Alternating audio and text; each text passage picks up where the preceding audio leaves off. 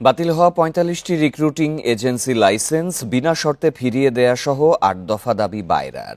এসব দাবি পূরণে আগামী রোববার পর্যন্ত আলটিমেটাম দিয়েছেন বায়রার একাংশের নেতারা।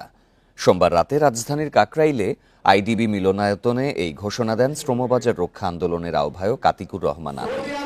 দাবি পূরণ না হলে প্রবাসী কল্যাণ মন্ত্রণালয় ও বিএমইটি ঘেরাওয়ের ঘোষণা দেন তিনি।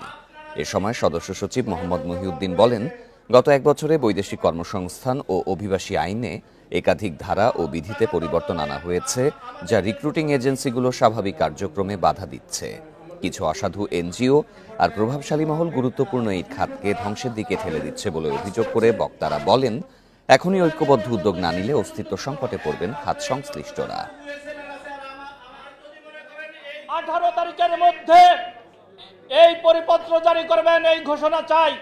যদি না হয় 19 তারিখ, আগামী 19 তারিখ আমরা মন্ত্রণালয়ের সামনে আমরা মানববন্ধন করব।